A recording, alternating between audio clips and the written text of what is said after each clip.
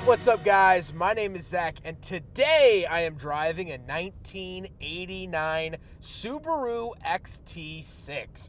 Up front is a 2.7 liter flat 6, and down below is a 4-speed automatic transmission. Now, I am super excited to be driving this XT6 for a couple of reasons. First of all, I think these cars are really wacky and really cool, but over the last several months, over the last half a year actually, I have been slowly releasing my Subaru XT videos. I started off with a 1986 turbo in manual, then I drove a 1987 turbo in automatic, then a 1988 6-cylinder in automatic, and now I am ending it with this 1989. And so I've gotten a broad view of the XT, what it was and how it changed over its life. This car ended in 1991, so this is one of the final iterations of the XT6. So I'm excited to share with you what's changed and just my overall feelings over the last couple of months. But if you would like to share your vehicle with me, you can head on over to my website, zackpredel.com/submit. It's a quick and easy submission form, takes under a minute to fill out, and I come out to you. You get a video of your car, just like the one you're watching now of this XT6. But let's get back to that 6-cylinder under the hood. Well, it's one of the first 6-cylinders that Subaru has ever used in a vehicle. Technically, the first model year of this was 1988, and so it's the first 6-cylinder that Subaru offered. They later used it in the SVX, the Legacy, and they used it in a Legacy, at least a 3.6 liter variant, all the way up until the 2010s. The engine is nice and smooth and powerful. It makes 145 horsepower, which might not seem like a whole lot, but the outgoing XT Turbo only made 112. So not only do you get around 30 more horsepower, but you get a lot more lower end torque. Driving the 6-cylinder around town is a lot more comfortable and a lot more pleasurable than driving the turbo around town. Now, the turbo engine does have those fun boost noises and you get to sort of chuck it around a little bit, but for daily use, for driving the car as a motor vehicle, the 6-cylinder is the way to go. Like I said, paired to it 4-speed automatic, this is the 4EAT, and it's fine, it's doing the job, and it's still here 30 years later. Last but not least, this particular XT6 is all-wheel drive. However, you could have found XTs in front-wheel drive if that's something you wanted, or if you bought a more basic vehicle. So how does it feel to drive the XT6? Well, it feels like an 80s car in terms of dynamics and visibility. Visibility is wonderful because the A-pillars are very, very thin. The chassis feels light and sprung and fun. And like I said, that 6-cylinder makes that torque so driving around town is very pleasurable, as opposed to the 4-cylinder turbo trying its best just to get you down to ShopRite. So this is probably one of the better driving XTs, although I do wish it had the manual because the manual makes it a lot more fun and a lot more engaging. With that stuff out of the way, let's talk about the interior. Well, in front of me, I have a bunch of gauges.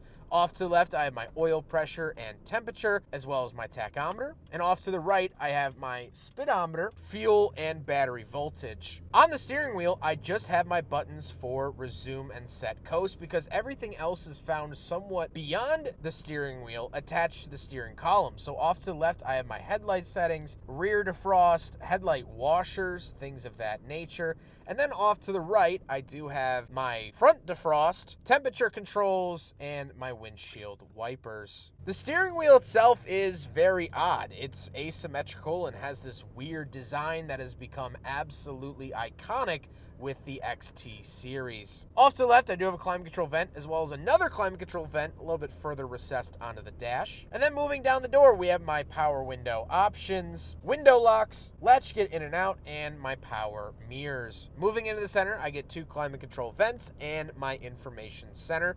This will give me my average speed, arrival time, trip, outside temperature, alarm, and clock. This reminds me a lot of the BMWs from the same era. And then we have our media center. So we do have a logic control tape deck by Dolby, the Dolby system. And I have all these balance and fade and different settings I can put on and off when it comes to the audio of the XT6, which I love. You know, this feels very, very 80s to me. which is fun to see. Moving down to the center console, we do have the cigarette lighter and ashtray. Then we have the shifter itself. The shifter looks pretty wild, a lot different than other shifters, not only of the era, but ever since. You don't really see big curved shifters like this with a button at the top. Kind of an interesting design. And we do have a button to hold first gear, if that's something we would like to do. But then moving down, we do have a sticker that says, avoid hard driving when at oil temp warning, light goes on. Kind of an interesting, funny little warning there. Hey, if you're drowning, don't swim by the sharks. Thanks for the tip, Subaru. But then we do have our handbrake off to the right and more climate controls off to the left. So it puzzles me why Subaru put the fan speed and temperature down here so far disconnected from the rest of the climate controls, but hey, what can you do? Then we do have our fog light button and a little center console, meaning this vehicle does not have any cup holders. So unfortunately, but predictably, it fails the big friggin' bottle test.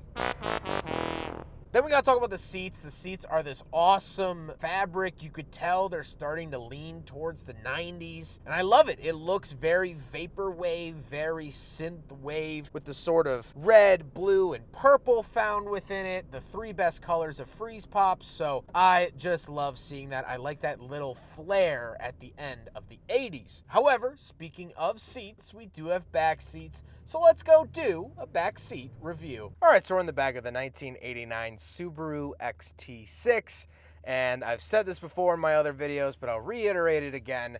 This seat is not made for me. This is made for smaller people. Kids would fit back here great. Shorter people would fit back here great. Big, monstrous, muscle, heathened men like me, not so much. Might be a little bit of hyperbole in there, but I don't fit good back here. I don't fit good no more. So unfortunately, not really for me, but I love that the pattern from the front seats carries on with the back seats. I love that continuity. You'd be surprised at how many cars have different fabric seats in the back because I think no one will notice, but I most certainly do. Let's hop out. We'll take a quick look at the trunk and cargo space, and then we'll talk about the looks. All right, so around the back of the XT6, we have the key right here. And we put it in there, and then we turn it, and it pops open, as most trunks do. Anyway, the rear trunk space is pretty good of the XT6. It's very, very wide, not super deep. That's actually your spare tire in there, which is kind of interesting. However, I just want to make a quick note. I know we're about to talk about the exterior, but is anyone getting like 70s American car vibes from this? The sort of angle of it, maybe? I don't know. Anyway, let's talk about the exterior. Now we got to talk about the looks, and I love the look of the XT6 so much. I think it's so weird and different. However, I do want to note that this was painted by a previous owner. Now, they did offer these in maroon, but this is actually not a Subaru maroon. According to the owners, they couldn't remember which Asian brand it was. They were leaning towards a Isuzu, maybe a Mitsubishi. If anyone has any insight, I would love to hear it in the comments down below of what kind of maroon you think this car is painted in. However, I think the actual design of the car is great. Of course, it has the pop-up headlights, so you can't really go wrong there. But with all of that being said, let's get on to my final thoughts. What do I think, not only driving a 1989 Subaru XT6, but having now driven this calendar year, and to break the fourth wall, this day, I filmed all of them on the same day.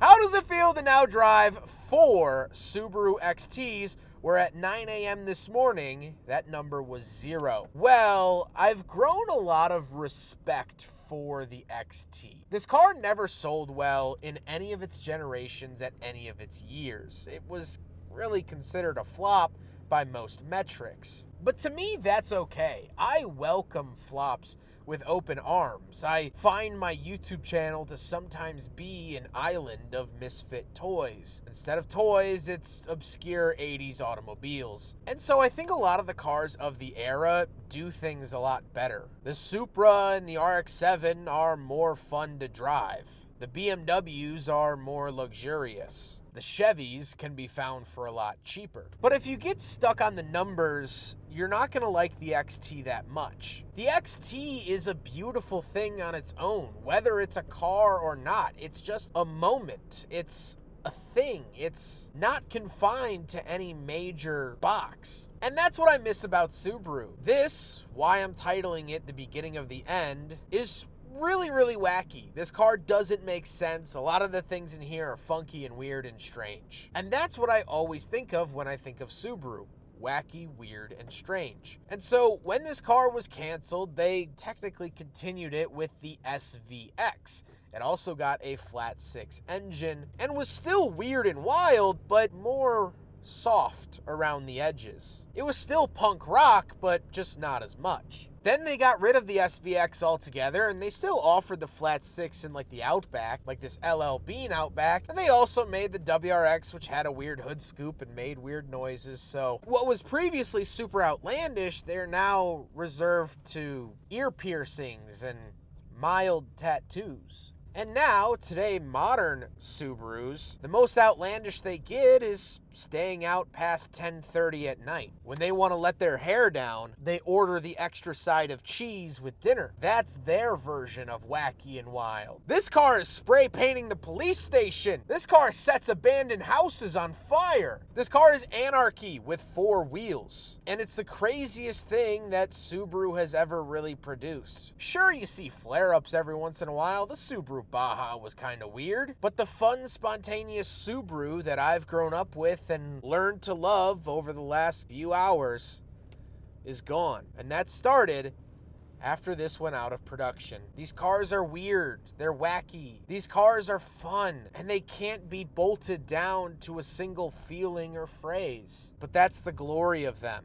That's why they're so good, and I wouldn't want it any other way. I hope you guys enjoyed the video. Huge thank you to Chuck and his son Carson for letting me take out all of these XTs that you've seen over the last several months. It's a little bittersweet getting out of this car knowing that I probably won't step foot in one for quite a while. Chuck and Carson have been so knowledgeable, so helpful here today. I cannot thank them enough. They have been responsible for all of the XT videos that you've seen over the last several months.